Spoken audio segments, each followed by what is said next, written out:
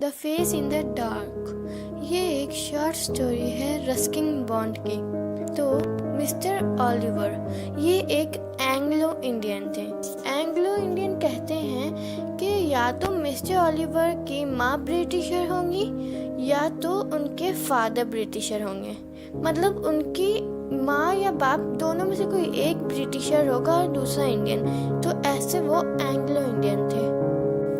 तो mister Oliver teacher थे एक स्कूल में। तो स्कूल हिल स्टेशन में था, शिमला में वो स्कूल था जहाँ मिस्टर ओलिवर टीचर थे। शिमला का एक बहुत बड़ा सा बाजार था, वहाँ सिनेमा थे, रेस्टोरेंट थे। तो मिस्टर एंग्लो जब स्कूल से वापस आने लगते थे तो एक शॉर्टकट लेते थे। शाम के वक्त स्कूल ख़त्म होता था तो वापस आने लगते थे। तो जब वो वापस आते थे तब तक अंधेरा हो जाता था। तो वो एक शॉर्टकट लेते थे और वो शॉर्टकट पाइन फॉरेस्ट से होके जाता था।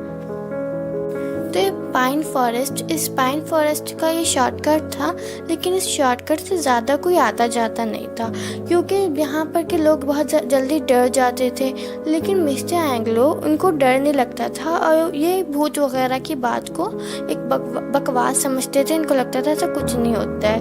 और पाइन फॉरेस्ट एक बहुत ज़्यादा ही खौफनाक फॉरेस्ट था। मतलब वो खौफनाक इसलिए था कि अगर अंधेरे में कोई वहाँ से गुजरता था तो जब तेज़ हवा चलती थी तो वो पेड़ की आवाज़ होती थी वहाँ, जिसकी वजह से एक बहुत अजीब सी डरावनी सी आवाज़ निकलती थी। क्योंकि मिस्टर ओलिवर इन बातों में नहीं मानते थे, इसलिए वो बहुत आराम से उस रास्ते पे निकल गए। लेकिन आज जब वो इस रास्ते से जा रहे थे तब उनके टॉर्च की बैटरी ख़त्म हो गई थी, जिसकी वजह से उनका टॉर्च सही से चल ही नहीं रहा था। तो वो अपने टॉर्च को देखते हुए, रास्ता देखते हुए आगे बढ़ रहे थे। उनका टॉर्च सही से चल नहीं रहा था। तो ऐसे ही में उनके टॉर्च की रोशनी पड़ती है, दूर एक लड़का बैठा होता है उस पर। तो इनको देख के ऐसा समझ में आता है कि हाँ, सामने एक लड़का बैठा हुआ है। तो ये सोचते हैं कि आखिर बच्चा यहाँ क्यों बैठा हुआ है, क्योंकि अंधेरा हो गया था और अंधेरे में ऐसे बच्चों का बाहर रहना ठीक नहीं था।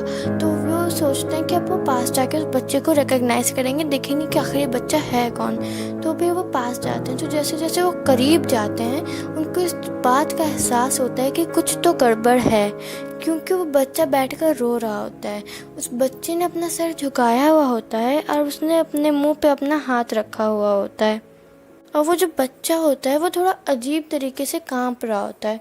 और जब कोई इंसान रोता है, अगर कोई नॉर्मल इंसान रोता है तो सिसकने की आवाज़ निकलती है, लेकिन उस बच्चे में से सिसकने की भी आवाज़ नहीं आ रही होती है। बस वो रो रहा होता है बिल्कुल साइलेंटली, और वो बहुत अजीब तरीके से कांप भी रहा होता है। तो मिस्टर ओलिवर जो रहते हैं वो पहले तो वहाँ गुस्से में जाते हैं, फिर लेकिन उन्हें फिक्र होने लगती है कि आखिर यहाँ एक बच्चा ऐसे अकेले में बैठ के रो रहा है। तो पास जाके कहते हैं कि तुम क्या कर रहे हो बाहर, इतना अंधेरा हो चुका है, इस वक्त में तुम्हारा बाहर रहना बिल्कुल ठीक नहीं है। तो मुझे बताओ आखिर ये मामला क्या है, तुम यहाँ बैठे हुए क्यों हो। और वो कहते हैं कि ऊपर देखो आखिर बात क्या है। तो वो जो लड़का होता है वो अपना मुंह ऊपर करता है और अपने चेहरे पर से हाथ हटाता है। मिस्टर ओलिवर के टॉर्च की रोशनी उस बच्चे के चेहरे पे जाती है, लेकिन क्या हम उसे चेहरा कह सकते थे? ना उसके चेहरे पे आंख होती है, ना नाक, ना मुंह, एकदम ब्लैंक, कुछ नहीं। मिस्टर ओलिवर बहुत ज़्यादा डर जाते हैं। ना आंख होती है, ना कान होता है, ना मुंह। उसके सर पर एक स्कूल की कैप होती है। स्टोरी को यहाँ पे ख़त्म हो जाना चाहिए, लेकिन मिस्टर ओलिवर के लिए स्टोरी यहाँ पर ख़त्म नहीं होती है। मिस्टर ओलिवर के कांपते हाथ से वो टॉर्च नीचे गिर जाता है। मिस्टर ओलिवर अंधेरे में भागते हुए स्कूल की तरफ जाते हैं और मदद के लिए चिल्लाते हैं। दूर से उन्हें दिखता है एक लैंटर्न जो कि खाली सड़क पे झूल रहा होता है। वो पास जाकर देखते हैं, वहाँ पे चौकीदार होता है। चौकीदार कहता है, क्या बात है साहब, आप इतने डरे हुए क्यों हैं? क्या कोई एक्सीडेंट हुआ है? आप भाग क्यों रहे हैं? तो मिस्टर ओलिवर कहते हैं, मैंने कुछ देखा है, कुछ बहुत खौफनाक। एक लड़का वहाँ फॉरेस्ट में रो रहा था।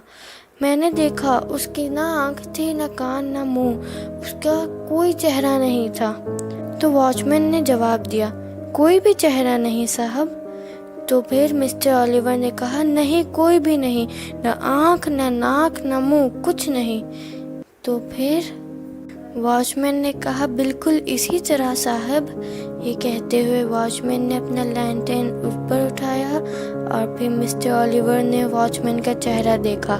उसका भी कोई चेहरा नहीं था, न आँख न कान न मुंह, कुछ नहीं। और एक तेज़ हवा का झोंका आया और लैंटर्न बुझ गया।